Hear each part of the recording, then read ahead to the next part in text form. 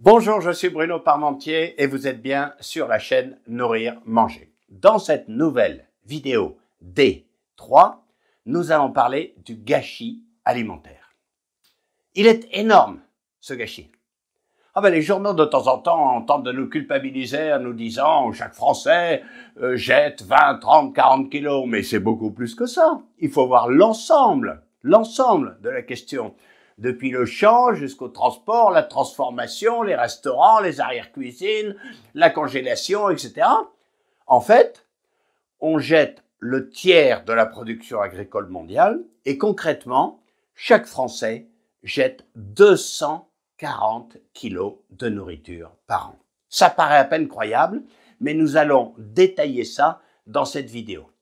Et la bonne nouvelle, c'est que les réserves d'amélioration sont gigantesques puisqu'on gâche partout. Donc on va pouvoir, si on veut, si on prend conscience et si on veut, on va pouvoir nettement améliorer nos performances. Alors les paysans du monde s'acharnent à nous faire à manger. Et évidemment, c'est très difficile d'évaluer le gâchis. Mais enfin, on estime que 1,3 milliard de tonnes de nourriture sont gâchées chaque année sur la planète. Quand on se rappelle qu'il y a plus de 850 millions de gens qui ont faim, ça interpelle. Ça interpelle. Peut-être qu'on pourrait appareiller les deux chiffres, peut-être qu'on pourrait gâcher un peu moins pour partager un peu plus. Regardez sur cette image. Là, on est chez les recommandes du gâchis.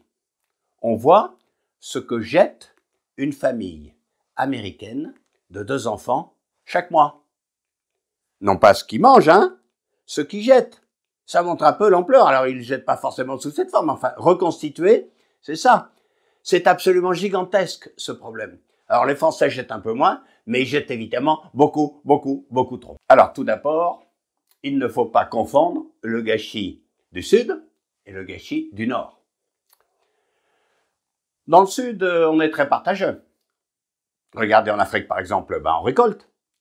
Et puis, une fois qu'on a ces céréales, on fait la part des choses. Ça, je le donne pour les rats, ça, je le donne pour les moisissures, ça, je le donne pour les oiseaux, ça, je le donne pour le vent, ça, je le donne pour les voleurs, et puis je me garde ça. C'est pas beaucoup. Pourquoi tu crois que t'as faim? En fait, ça fait 60 ans qu'on dit qu'on aide les pays africains, et moi, je pose une question de base. Où sont les silos, au fait? Où sont les tanks à lait réfrigérés à énergie solaire? Si on voulait vraiment les aider, peut-être qu'on pourrait les aider à garder le peu qu'ils ont. Oui, parce que pour le moment, l'Afrique, elle n'est pas très peuplée encore. Donc, au global, la récolte africaine suffit, en théorie, pour nourrir tous les Africains. Mais c'est juste mal réparti. Regardez par exemple, c'est évident que le Sahara et le Sahel, c'est très difficile de se nourrir à partir de ces récoltes. Mais dans le centre de l'Afrique, il y a de l'eau. Donc en théorie, on devrait pouvoir faire voyager de la nourriture de la partie centrale de l'Afrique dans le Sahel. Ça suppose que ce soit la paix, puisque c'est très compliqué de faire circuler des camions au milieu des guerres civiles. Mais on peut pareil faire Est-Ouest. Avec le réchauffement climatique, sur l'Est de l'Afrique, il ne pleut plus. Du Kenya au Niger, il n'y a pas d'eau, il pleut pas, on a faim. Mais dans l'ouest de l'Afrique, il pleut encore au Sénégal, en Côte d'Ivoire. Donc en toute théorie, on pourrait imaginer qu'il y a un peu de rab du Sénégal, de la Côte d'Ivoire, qui voyage et qui aille jusqu'au Niger ou en Centrafrique. C'est ça qu'il n'y a pas, évidemment. Parce qu'ils n'ont pas de silo, ils n'ont pas de route, ils n'ont pas de camions. Et même s'ils avaient des silos, des routes et des camions, je ne sais pas si vous avez remarqué, mais dans le centre de l'Afrique, évidemment, les gens crèvent de faim, ils se font la guerre. C'est la guerre civile en permanence, donc c'est pas possible de faire circuler les camions. Donc une des premières choses qu'on peut faire, c'est de se dire, dans les endroits où on a faim, on peut peut-être reposer le problème du stockage et du transport de la nourriture. Alors en France, nous avons nos silos. Nous avons nos tanks à lait réfrigérés à l'énergie nucléaire, tout va bien chez nous. Donc chez nous, le problème n'est pas tellement à la production, il est dans toute la chaîne de distribution. Nous, nous jetons énormément. Mais nous rajoutons du salaire, des charges sociales, de la taxe professionnelle, de la publicité, de l'emballage, du transport, etc. avant de jeter. Mais nous jetons énormément. Essayons de comprendre un peu l'ampleur du problème. D'abord, il faut se rendre compte que on instille 1 tonne par an, par personne, par sa bouche. Alors, il y a 600 kg de liquide et 400 kg de solide. Bon, 600 kg de liquide, ça pourrait faire l'objet d'autres vidéos. On va laisser tranquille. 400 kg de solide, c'est-à-dire un peu plus d'1 kg par jour et par personne. Alors, quand la FAO dit « on jette le tiers de la nourriture », ça veut dire que si on mange 400 kg, on jette au moins 200 kg. C'est-à-dire on a produit au moins 600 kg pour manger 400, si on jette le tiers. Ne négligeons pas le fait que dans les pays riches, on jette un peu plus que dans les pays pauvres. Donc on peut raisonnablement estimer que pour chaque Français, il a fallu produire 640 kg de nourriture, 400 pour manger, 240 pour jeter. Et on arrive à ce chiffre à peu près stupéfiant. Chaque Français jette 240 kg de nourriture. Alors vous allez dire, pas moi, non, mais bien que si, vous qui m'écoutez, mais moi aussi. Il faut voir l'ensemble du phénomène. En fait, c'est 240 kg, c'est 4 fois 80. Le premier tiers, les premiers 80 kg, ils sont difficiles à cerner parce qu'ils ne rentrent dans aucune statistique. Tenez par exemple, regardons un maraîcher qui plante des carottes. Alors la carotte, vaillant petit soldat, fait son trou dans la terre. Et puis de temps en temps, il y en a une qui rencontre un caillou. Et bien qu'est-ce qu'elle fait? Elle contourne, elle devient tordue. Donc il y a forcément énormément de carottes tordues sur terre. Et moi je vous pose la question. Quand vous allez dans le rayon légumes de votre supermarché, est-ce que vous en voyez des carottes tordues? Ben bien sûr que non. Ah ben monsieur Auchan a dit les carottes tordues restent au champ. Mais il n'y a pas du tout que les carottes tordues. Les pêches qui ont un petit point, les melons qui ont une petite fente, les cerises qui ont été à peine attaquées, etc., les pommes qui ont une petite tache. C'est des quantités absolument faramineuses qu'on jette sans même les rentrer dans la statistique, puisque c'est au champ. Regardez par exemple cette photo. C'est des courgettes bio, le bio n'est pas épargné, hein. Des courgettes bio qui ont été refusées parce qu'elles avaient des taches vertes. On vit dans une époque de fou.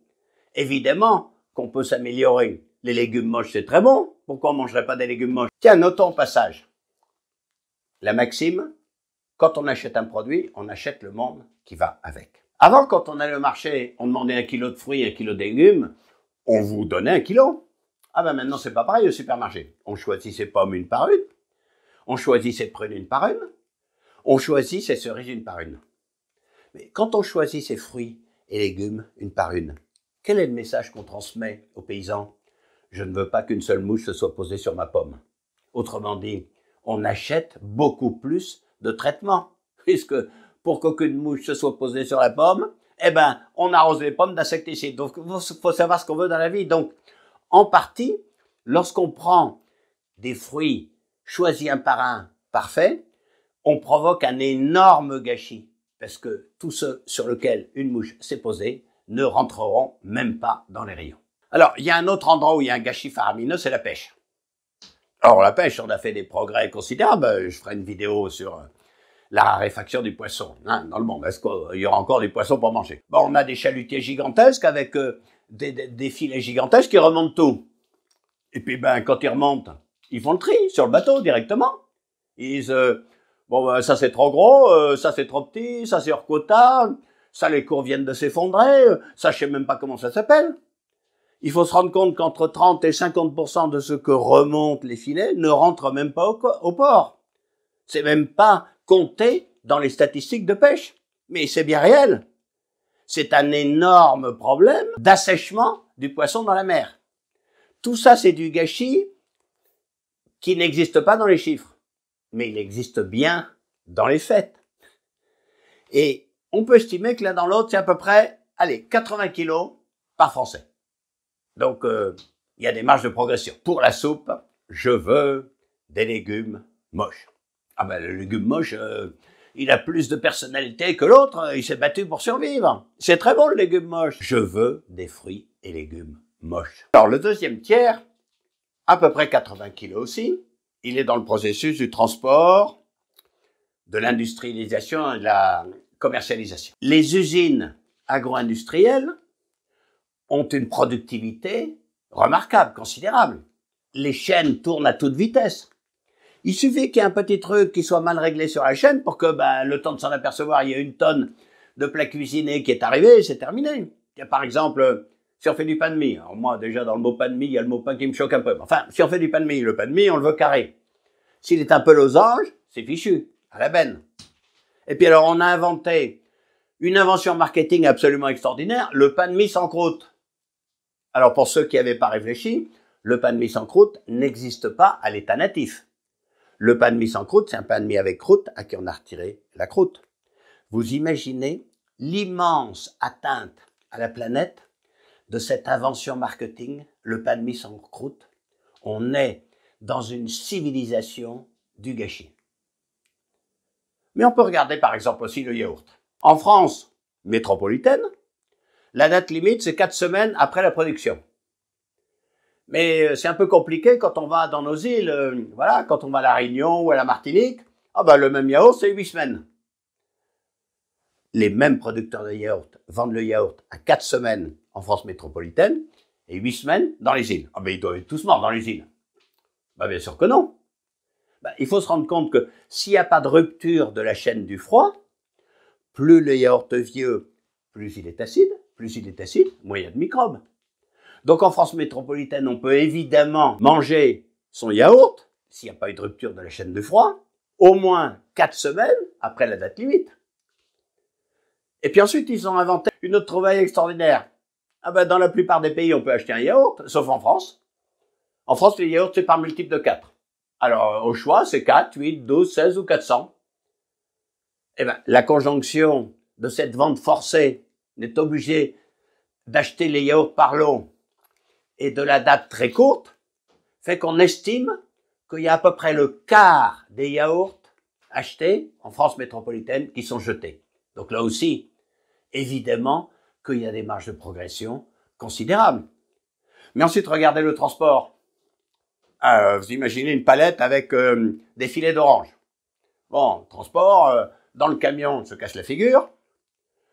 Au prix de la main-d'œuvre en France, vous y croyez, vous, à la petite main qui va reprendre chaque filet, l'ouvrir, retirer l'orange qui est explosé, nettoyer avec un chiffon propre les autres oranges, remettre et recoudre. Bien sûr que non.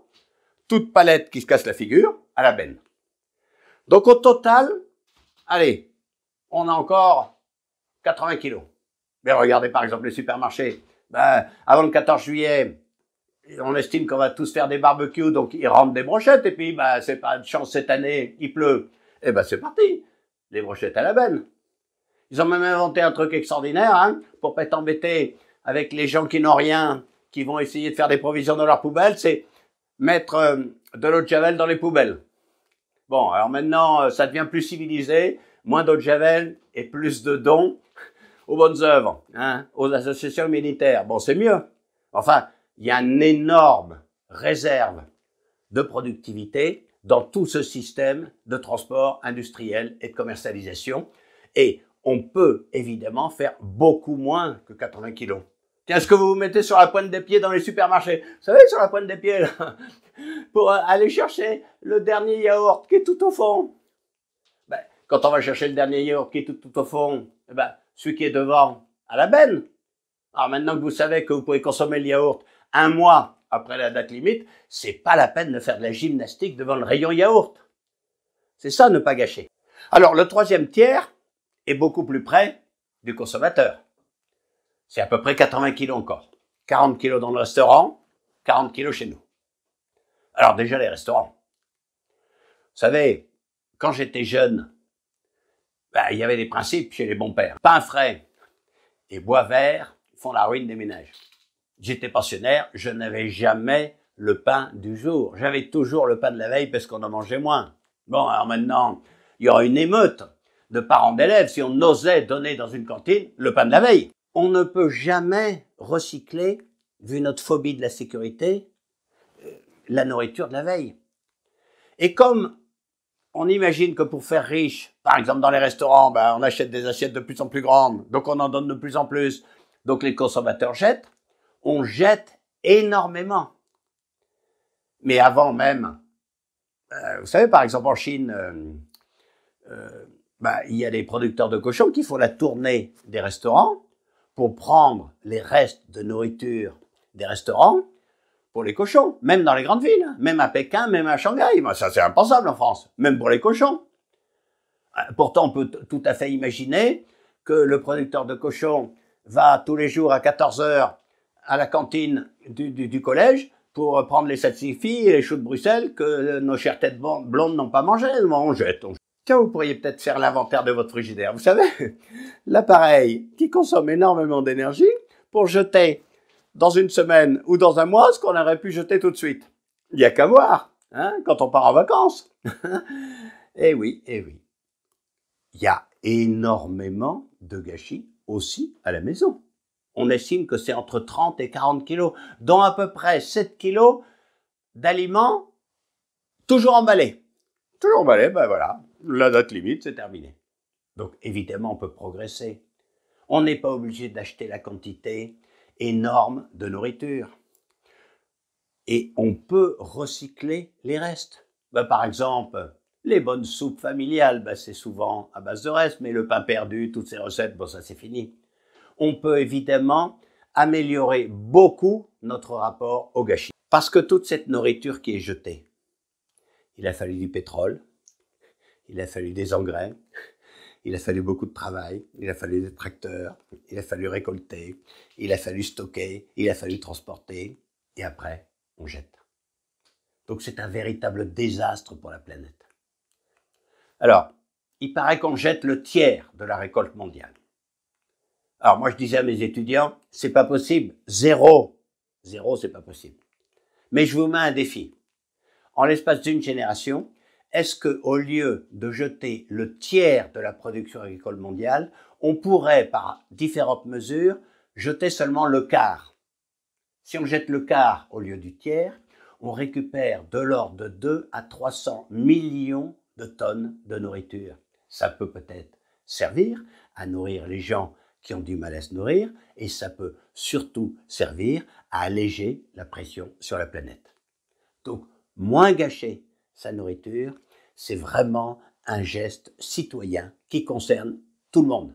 Chez soi, au restaurant, à la cantine, mais aussi dans le transport, dans la commercialisation, dans l'industrialisation et dans l'agriculture. Ça commence d'abord par changer dans notre tête notre rapport à l'alimentation. Je suis sûr que c'est ce que vous avez envie de faire. Je suis sûr que ce que vous allez faire. On a des marges de productivité. On va y arriver. Merci de votre attention.